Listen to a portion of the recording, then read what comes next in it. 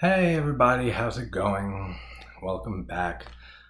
As you can see, I'm not in a sauna anymore doing reviews. I am back home. Traveled for like 7 hours today driving. I'm exhausted, but I'm still powering through, and I have a few reviews I want to do tonight into the morning.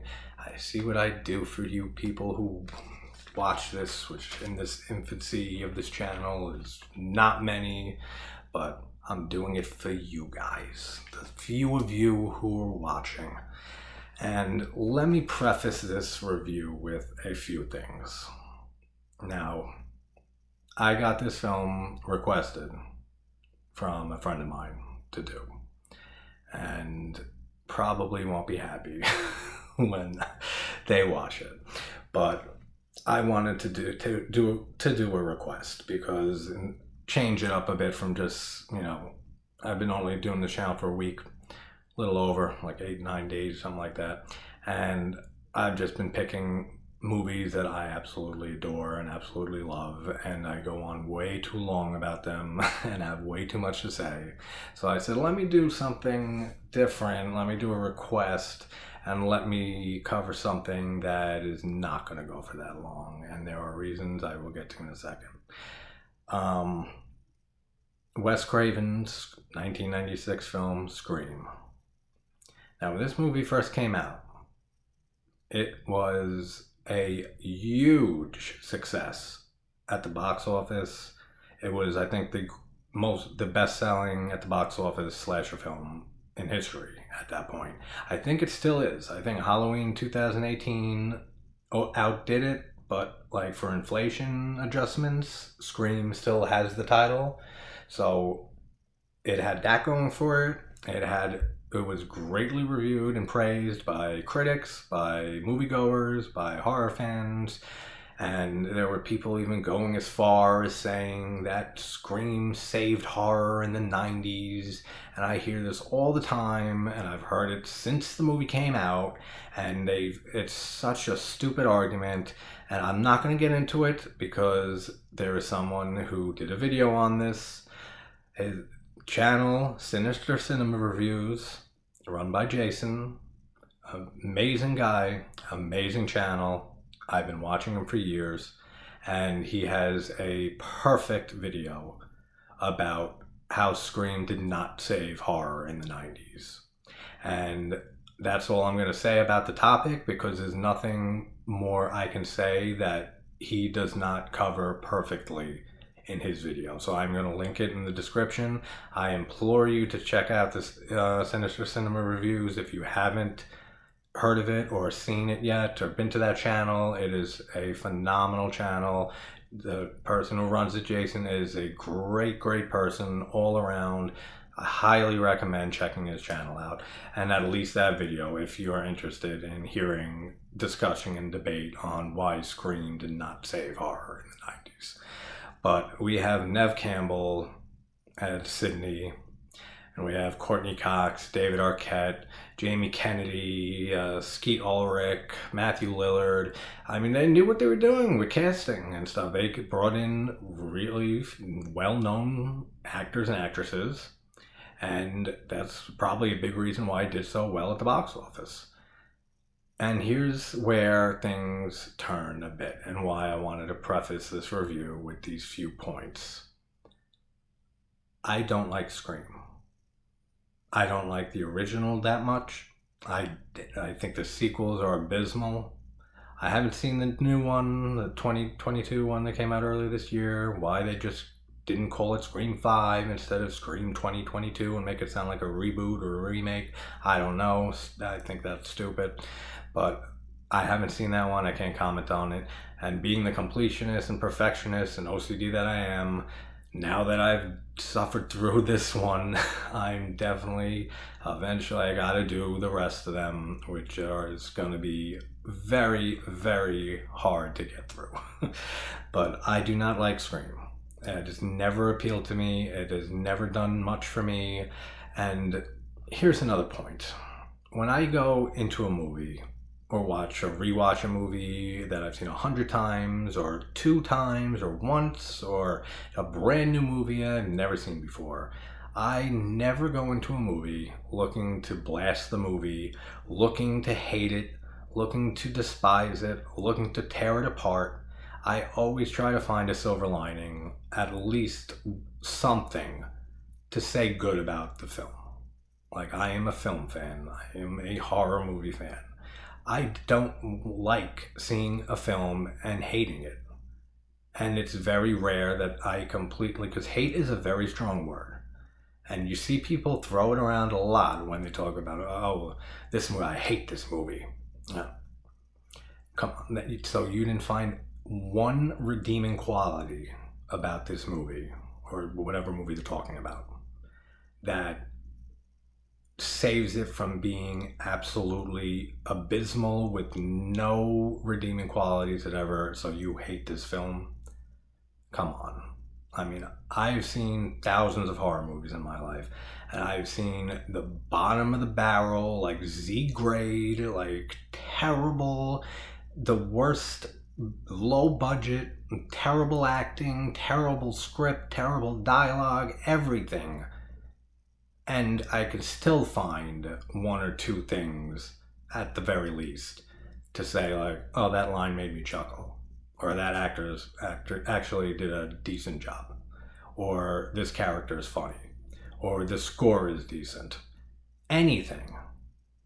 The only film that I can think of in recent memory is, like, in the last few years, that I found no redeeming qualities of and despised the movie, was the 2019 remake of Black Christmas. And I'm only bringing this up and talking about it very shortly because I never want to talk about it again on this channel ever. When I saw this movie, I felt personally attacked. Like, the feminist propaganda in that film, and I have nothing against feminism. I am totally for it. I am support it, and I've seen movies that explore it very well, and like has those themes in it, and do a great job with that subject matter.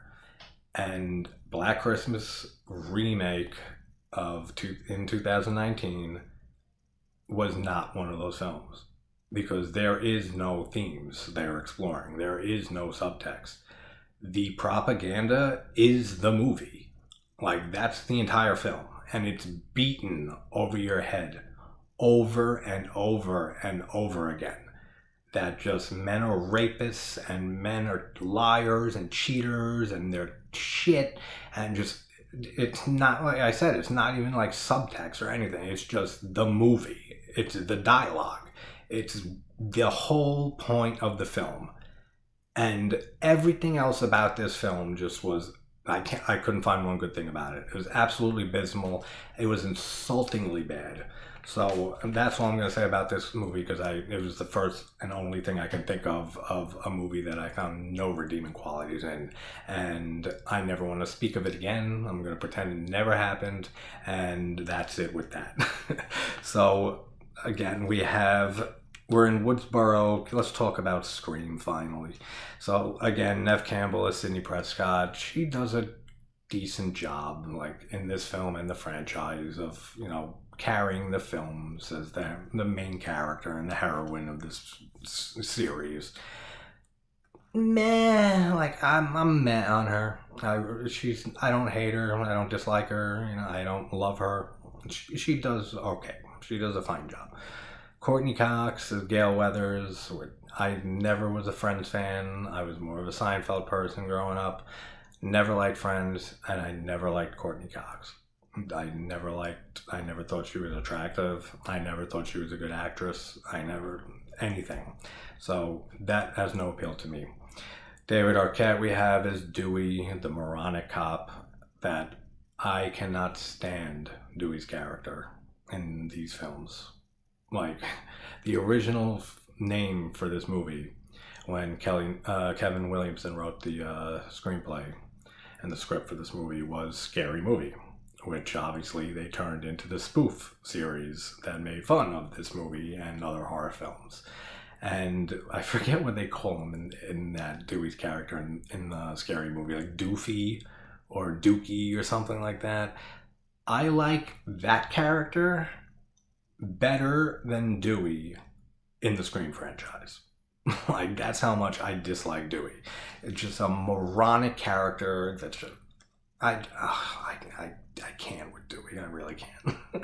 We have Matthew Lillard, who, along with Skeet Ulrich as the two killers, Stu and Bill, respectively, only great performances in the movie.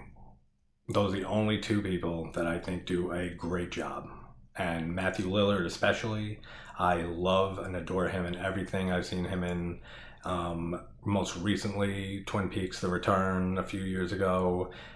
Excellent in that, and I've said Twin Peaks is one of my favorite shows of all time. David Lynch is one of my favorite directors of all time, and I said in a review earlier this week I will be doing definitely a whole series on David Lynch and all of his films and reviewing them all, because even though he's not a horror director, he's in a league of his own, and he has horror elements in all of his work, and I will absolutely be covering all of his stuff. So we have the opening scene. We're in Woodsboro, California, and made up town. And we have the famous opening scene with Drew Barrymore playing Casey Becker. And she's home alone, and she gets a phone call from someone she does not know with a creepy modulated voice.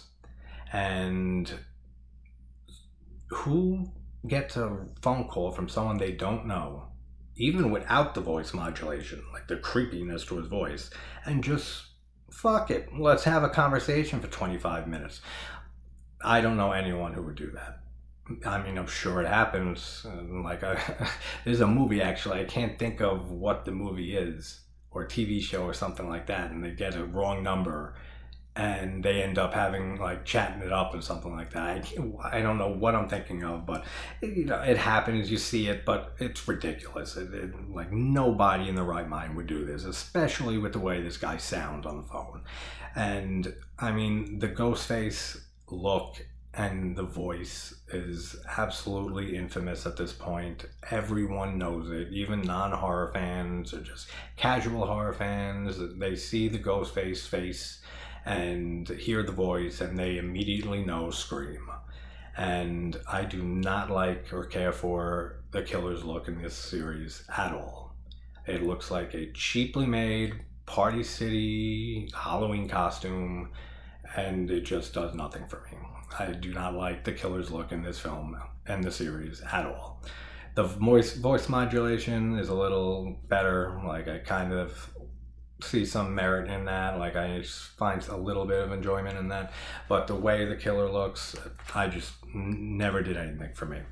So she's chatting on the phone with the killer and starts talking about horror movies and what's your favorite scary movie, and that infamous line. And she starts talking about Halloween, John Carpenter's 1978 original Halloween, and she gives a plot synopsis. Says, the movie with the guy in the white mask who goes around killing women or something like that. Really? Like, you had to describe the plot of Halloween, John Carpenter's Halloween, to anyone, but let alone some guy on the phone who initiated this game of what's your favorite scary movies with you. Really? Come on, like, it's so ridiculous. There's so many lines and decisions in this movie and the rest of the franchise that is just so ridiculous and so poorly thought out that I just can't help but just roll my eyes every time I hear these lines or just see certain performances. I don't know. It's just, again, I'm in the minority. And this is why I preface this review at the beginning, because right when I'm saying that I don't care for these films, this is where we're gonna first maybe start losing each other and being on different pages. So, if this is your first time tuning into this channel, or if you just stumbled upon this video thinking, oh, Scream, yes! Like, That's why I started off with that lowering expectations because I do not care for these films. And basically, so then they end up talking more about horror movies. Nightmare on Elm Street, with some nice little wink, wink, nudge, nudge to Wes Craven, self-referencing himself. But yet, she said, Drew Barrymore makes a comment saying, the first one's scary, but the rest sucked. What about Wes Craven's New Nightmare? Like, that's Wes Craven. I mean, this is Wes Craven. Like, did he think of that when he wrote the script? Like, did he forget he made that movie? Because this movie... The problem, one of the biggest problems with this movie for me is it tries so hard to be a meta horror film with all like the self-references and the horror movie tropes and cliches and using them, and like all the characters know about horror movie cliches and stuff like that, like especially Jamie Kennedy's character Randy and stuff. Like, he's a horror film fanatic and stuff. So is Billy the killer and shit, we find out like as the movie goes on. But the thing is, when you compare this type of slasher movie, and this is barely a slasher movie to me, like I said it on the channel before, and 80s slashers, or slashers in general, but especially late 70s to all the 80s slashers, are my favorite subgenre of horror, by far. And this movie just has nothing in it what I look for in a slasher film. I watch a slasher film, and most people I know who are huge slasher fans, what we are looking for is amazing kills, amazing gore and practical effects, nudity, and some good performances and stuff. That's what I look for in a slasher film, and this has almost none of them. There is no gore in this film. There is just a little bit of blood in this film, like barely even counts, like at all. And like I said, the only two performances I think are great in this movie are Matthew Lillard and Skeet Ulrich as the killers. And no nudity, nothing. Like, it's just a watered down, like Dawson's Creek CW type slasher that brought in so many others after this the same way. I know what you did last summer in the sequels, the urban legend films, Valentine, which actually Valentine isn't that bad. I actually quite enjoy Valentine for some reason, but it brought in so many films, Halloween H2O and stuff like that, all followed the same formula, and just I cannot stand these slasher films. I do not even consider them slasher films. And I gotta start wrapping this fucker up because I do not have much to say about this movie besides like the first 15-minute warning of why I don't like this movie. So Casey's finishing with this, and she says the last question, her boyfriend's tied up outside and stuff like that, and the killer asked her, like, if you get this question right, then I won't kill your boyfriend or something like that, and says, who played the killer in the first Friday the 13th? And she immediately screams out, Jason, and he says, nope, you got it wrong. And she says, I've seen that movie 20 goddamn times. You've seen Friday the 13th, the first one, 20 goddamn times. And you don't know that Mrs. Voorhees, Pamela Voorhees, is the killer, Jason's mom, in the first one? Come on. Like, they could have thought of any other question and answer for that scene, and it would have been much better than that question. Seriously, like, it's so ridiculous. Come on. And so she gets that wrong, and they end up gutting Steve. His name's Steve, right? Who cares? The boyfriend, they end up gutting him, the killers, which there are two killers, we find out at the end, but we don't know this at the time, so we think it's just one guy. And I'll get to why that's ridiculous in a few minutes. And so she ends up running out, getting chased by the killer, and she's running around locking doors and stuff. And she must have like 6 doors to this house that are all unlocked. and she's home alone. And then when the killer's on the phone before he starts chasing after her, it says like there's 2 front doors, main doors to your house. 2? Like I said, I counted 6 or 7. So I don't know what that was about, but definitely more than 2 doors to this house. And she ends up getting stabbed and getting disemboweled and hung from the tree right when her parents come home, which has got to be it's the worst day of these parents' lives. And they pull like a Marion Crane from Psycho, and you see Drew Barrymore's in the movie, and she's killed off within the first 20 minutes. And it's a famous scene. It's an iconic scene, and it's a good scene. Like, it's one of the few things that I enjoy about this movie. It's a good scene. It's well done, except for all the ridiculousness I just mentioned and tore apart about it. But I do enjoy the scene. So they end up, Billy sneaks into Sidney's room, and he makes this comment that makes no sense. He says, I was watching, The Exorcist was on earlier. It made me start thinking of you. What? Like, what does that even mean? Like, I was watching The Exorcist, and I started thinking of my girlfriend. Why? Like, what in the hell would make you think of your girlfriend watching The Exorcist? What a fucking weird line. That's such a weird line, man. I mean, I don't know what they were thinking with that line. And then we see them all hanging out and stuff by the school after they find out that Drew Barrymore and the boyfriend's been killed. And Stu says, Tatum, the girlfriend of Stu, says that Stu was with her all night.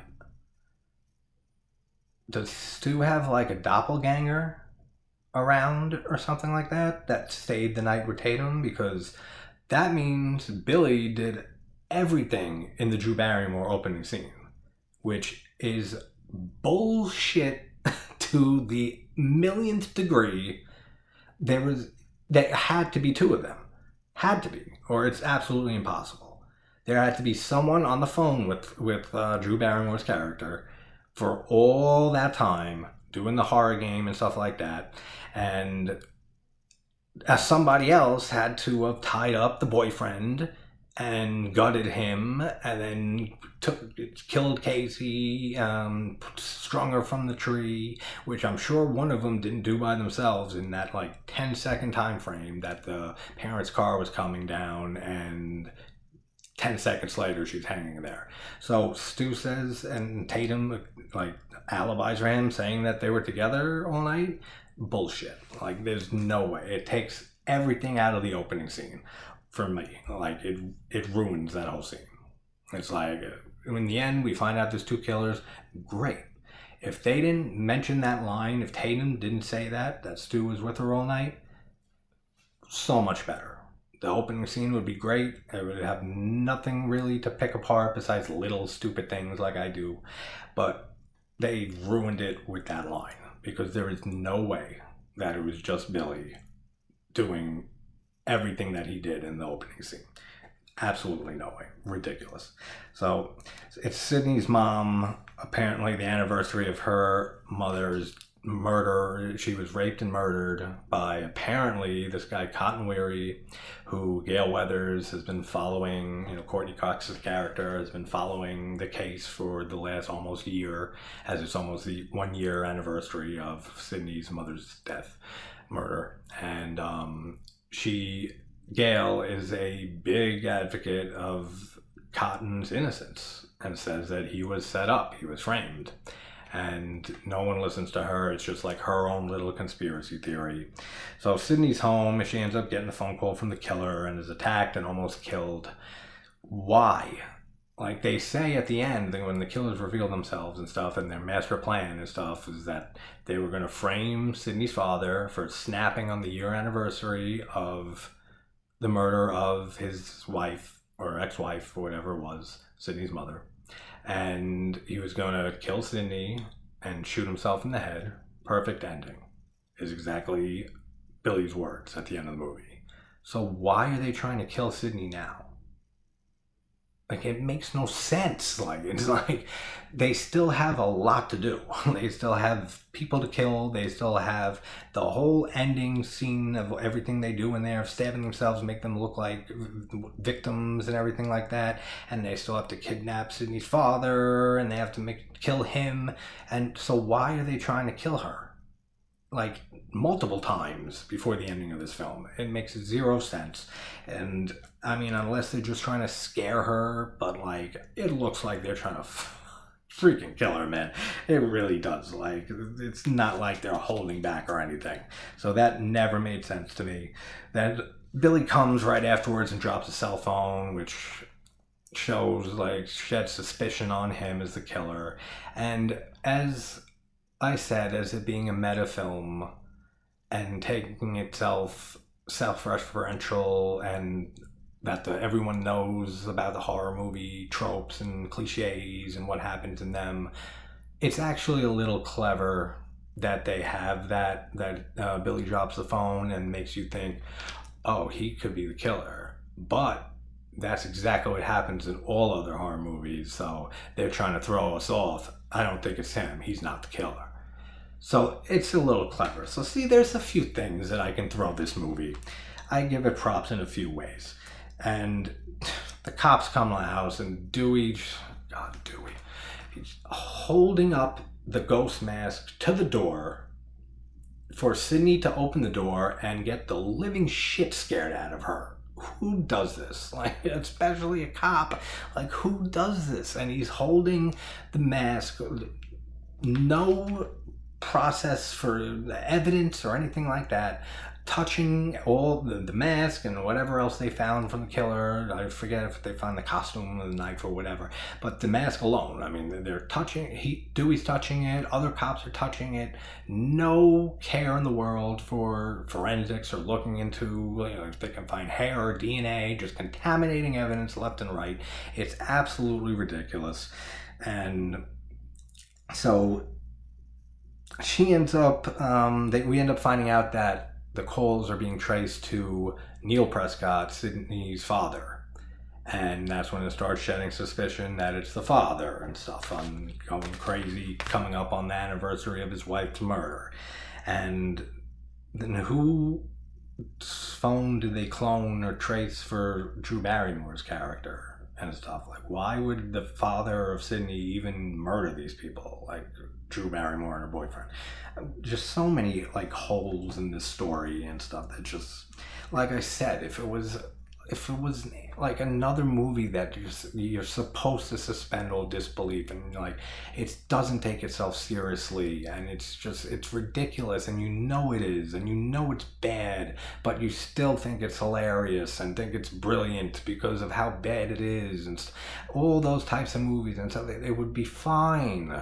But because it's semi-serious and takes itself semi-seriously, besides the meta parts, I just can't take it seriously. And I can't suspend disbelief. It's just too much to ask. Like, it's so many things that happen in this movie. The lines, decisions, just that make zero sense.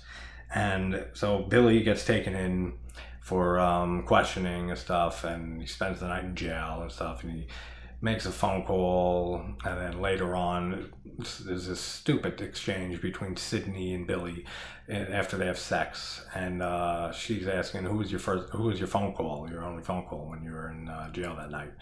And he said he called his father. So why would she even ask this? Because she gets the call when she's with Tatum that night while Billy's in jail. And yeah, you would think it's so he can establish an alibi.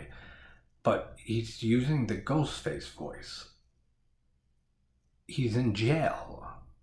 How is he modulating his voice? That makes zero sense. It's absolutely ridiculous. Like, anyone who's seen a documentary of prison or a movie or TV show or been to prison for some reason, like, knows that you are stripped of all your belongings, that you have nothing on you, and there is no way that Billy would have a voice modulator that he's using on a phone in a police department Come on. Like, it's so stupid. Like, that's such a stupid question that Sydney asks him. Like, it's obviously Matthew Lillard who made the phone call while Billy was in jail. Like, that the fact that she even asked that is just ridiculous. So the Fonz is the principal and he's killed. Why? I don't know. Why kill the principal in all this when it's all related to Sydney and stuff? Who knows? And we get a nice little cameo by Wes Craven playing Fred the janitor, dressed up like Freddy Krueger. Nice little touch, nice little cameo. I give it that. Very good. And the school's basically suspended or shut down, and there's a curfew like throughout the whole town and everything. And Stu decides to throw a party because like school's canceled and stuff like that. And Sydney goes, despite trying to like almost being killed multiple times at this point, and not being taken to like a police safe house or something like this. She just goes to this party when there's a killer on the loose that they don't know who it is. Come on, man. It's so ridiculous. And they're at this party and they throw on the movie Halloween. And in case you guys didn't know, it's about this guy with the white mask, and he goes around, he's killing babysitters and women and stuff like that. It's obscure, you wouldn't know it. But they're watching it, and Gail and Dewey are like there, but not like in the party. They're like, they go for a walk, and the romance between Gail and Dewey is so forced in this franchise. Like, it is such an unbelievable relationship. Like, never would happen. Like, it's just so forced. It's like, and they have this stupid cliche that happened in so many movies when they roll down the hill and fall on top of each other, and that's when like the fucking hearts in the eyes glow and they fall in love immediately. Come on. It's so friggin' ridiculous, man. And then we get this kill with Tatum, with Stu's girlfriend.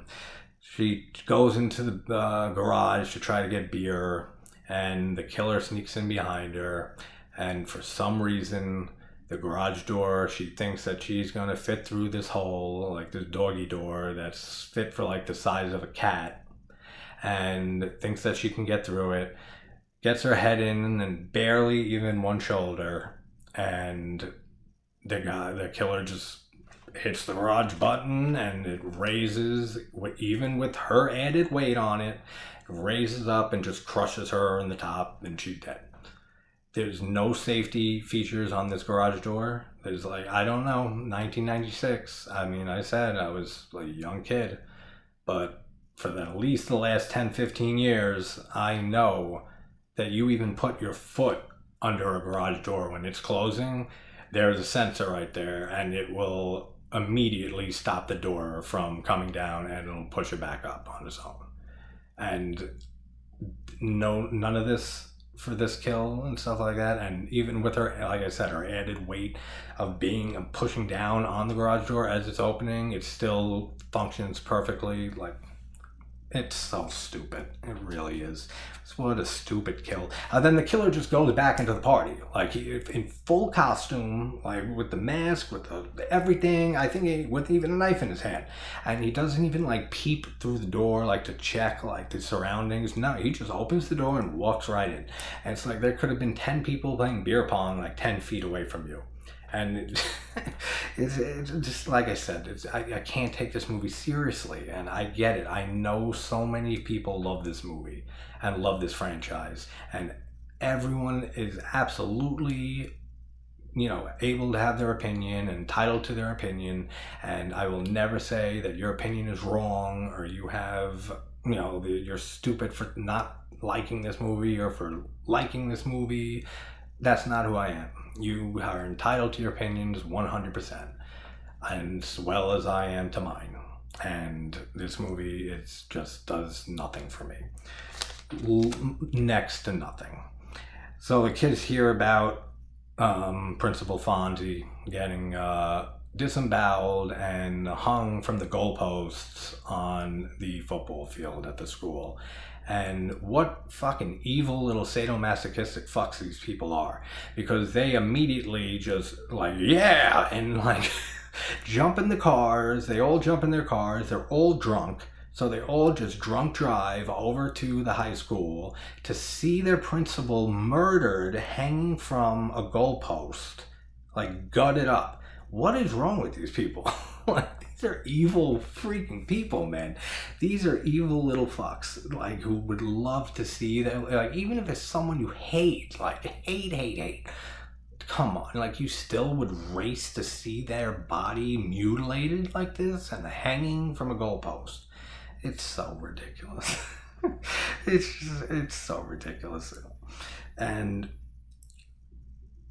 how did they do that? How did, like, it obviously was before the party because Stu's at the party and Billy's at the party. So it was obviously before that, but the town is locked down. The cops are looking for this killer everywhere. And yet they were able to drag Fonzie's body out of the school and gut him and pin him up, bring him to the field, and then pin him up to the goalpost with nobody seeing them. Oh, God, man.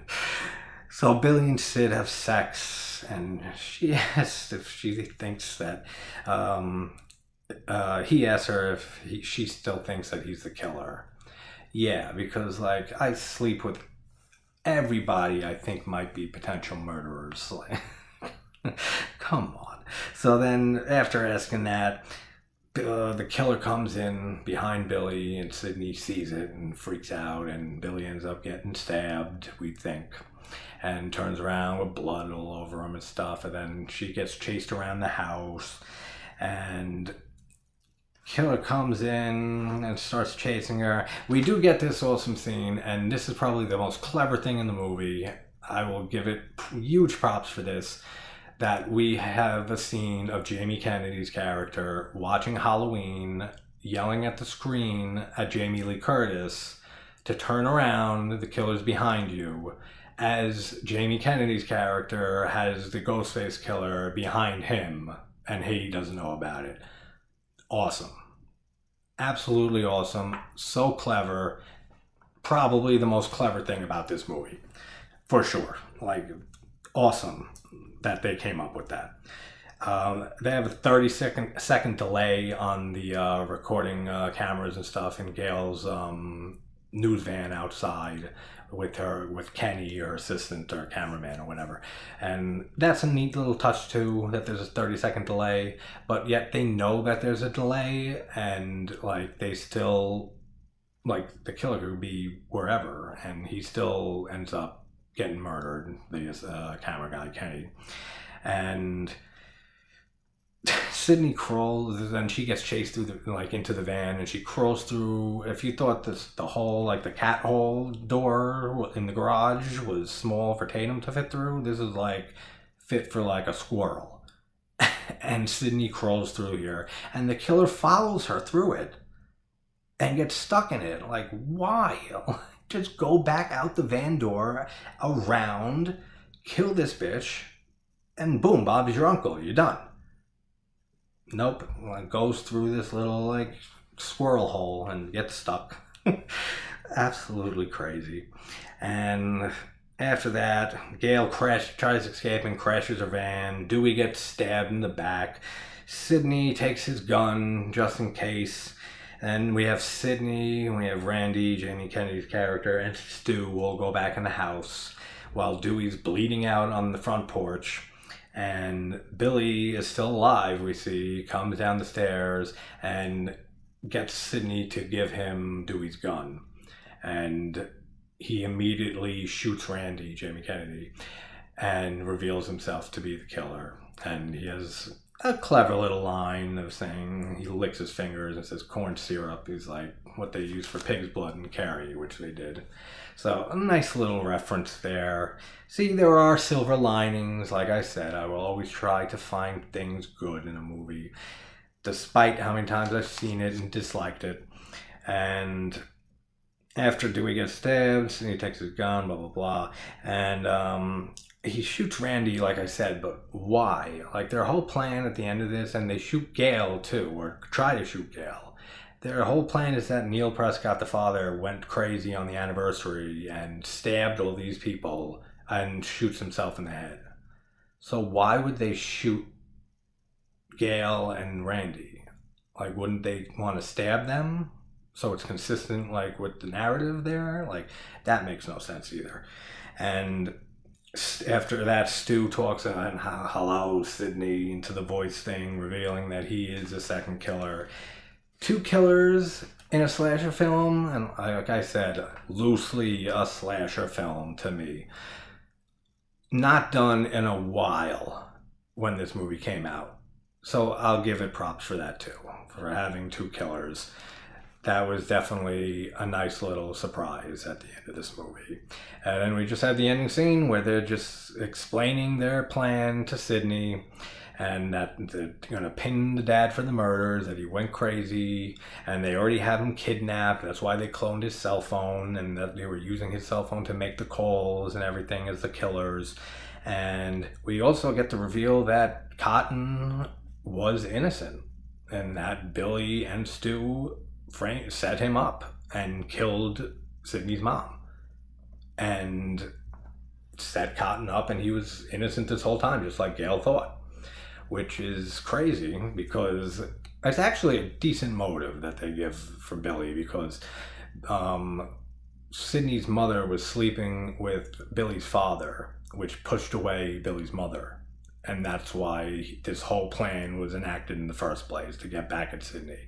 It's a decent motive, so there's another check for you, Scream. All right, you can have that one too. And like I said, he says father will stab Sydney, shoot himself in the head. Perfect ending.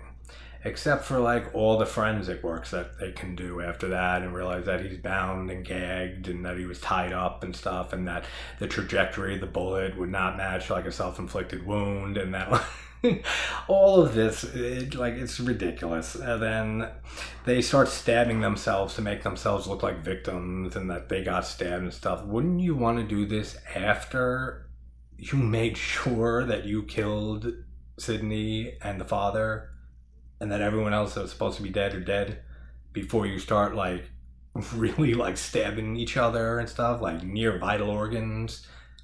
Come on. Come on. It's so ridiculous. Then they lose Sydney because they just apparently don't think, when they turn their backs to her, that she's just going to stand there like an idiot. She runs away and they don't know where she went, and then the gun is missing, and Matthew Lillard, Stu, is like, the gun, I put it right here. And again, his performance, the best in the movie. He's great and everything. Like I said, love Matthew Lillard. And I'm getting a little woozy here. Great line. And Gail, we find out, is the one who took the gun and goes to shoot Billy, and then we get this same type of scene we've seen in a million movies where I know something you don't, and she pulls the trigger, and the safety's on. So it's so overused in movies, it really is. And again, why they would shoot Gail instead of stab her, to fit the narrative of their whole master plan of the father killing himself after killing and slashing all these kids and his daughter, makes no sense. And Sydney, inexplicably, this is another retarded thing, so stupid, that she puts on the costume to kill Billy. She comes out of the closet, Sydney, in the full ghost mask costume to kill Billy. For what? Why? Who in that situation where your life is in danger from 2 people, 2 killers, and you're going to take the time to go in a closet and change into a Halloween outfit just to for what? For what? Oh God, this movie. And they kill Billy, and then Jamie Kennedy's character says that, this is the part where they come back for one last scare. Then Billy just comes up, pops up, and Sydney shoots him in the head, and he's finally dead. And the sun comes up, and they're taking Dewey away. How long did the cops take to get there? It was nighttime when the killing started, and Sydney called the cops. from Dewey's police car on the radio. They got the call, like they got the address, they know where they are, and yet Dewey's just being taken away when the sun's coming up. So again, how long it took them? It took them hours apparently to get to this place. And then we just have Gail just like all bruised and everything, and she's doing reporting on what happened there at the house, and that's the end of the movie. Like I said, even a bad review now went on for 40 fucking minutes. Not a bad review, but it was like a movie I do not like or care for much at all. Sorry for those who do. Like, I wish I had better things to say about it. I've just never liked Scream. And don't even get me started on the sequels because I think they are terrible. Again, I haven't rewatched them in probably over a decade. But if and when I do rewatch them and review them, I'm sure I'll find a few silver linings and good things that I can pick from it, like I said, as I always try to do.